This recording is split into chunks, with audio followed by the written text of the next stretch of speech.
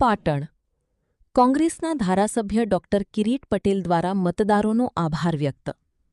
પાટણ તાજેતરમાં યોજાયેલી સ્થાનિક સ્વરાજ્યની ચૂંટણીઓના પરિણામો જાહેર થયા બાદ પાટણના ધારાસભ્ય ડોક્ટર કિરીટ પટેલે એક વિડિયો સંદેશ દ્વારા તમામ મતદારો અને કાર્યકરોનો હૃદયપૂર્વક આભાર માન્યો છે.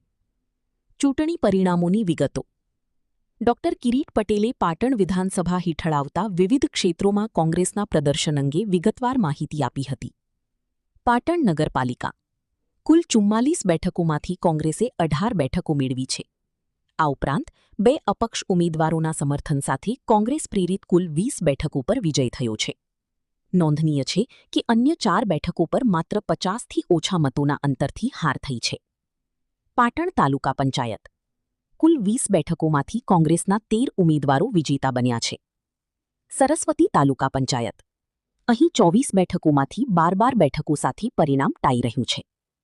જિલ્લા પંચાયત પાટણ વિધાનસભામાં આવતી 6 જિલ્લા પંચાયત બેઠકોમાંથી 4 બેઠકો પર કોંગ્રેસનું વિજય થયું છે, જ્યારે 1 બેઠક પર નજીવા 120 મતોથી હાર થઈ છે.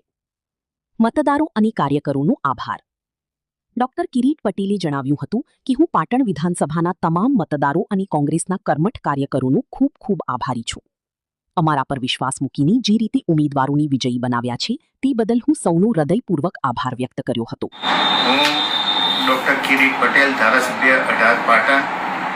મારી 18 પાટણમાં આવતા તમામ વિધાનસભાના મતદારોને ખૂબ ખૂબ અભિનંદન આપું છું. એટલા માટે કે સૌથી પહેલાં પાટણ નગરપાલિકાની 44 સીટોમાંથી સૌથી વધુ રેકોર્ડ 18 કોંગ્રેસ અને 2 અપક્ષ એમ કરી અને કોંગ્રેસના સમર્થનવાળી 20 સીટોને વિજેતા બનાવે છે. અમારી 4 સીટ માત્ર 50 વોટથી નીચેના મતોથી અમે ગુમાવી છે.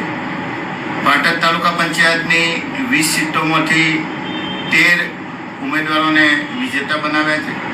મારા સરસ્વતી તાલુકાની 24 સીટોમાંથી 12 સીટોની વિજેતા બનીને ટાઈ થઈ છે. અને મારી વિધાનસભામાં આવતી 6 જિલ્લા પંચાયતમાંથી 4 જિલ્લા પંચાયતના ઉમેદવારો વિજેતા બન્યા છે અને 1 જિલ્લા પંચાયત 120 મતે હારી ગઈ છે. એટલે સૌથી પહેલાં તો તમામ મતદારો, મારા કોંગ્રેસના કાર્યકરો અને અમારા ઉપર ભરોસો મૂકી અને જે લોકોએ અમારા ઉમેદવારોને વિજેતા બનાવ્યા છે એ તમામનો હું ખૂબ ખૂબ હૃદયપૂર્વકથી આભાર વ્યક્ત કરું છું.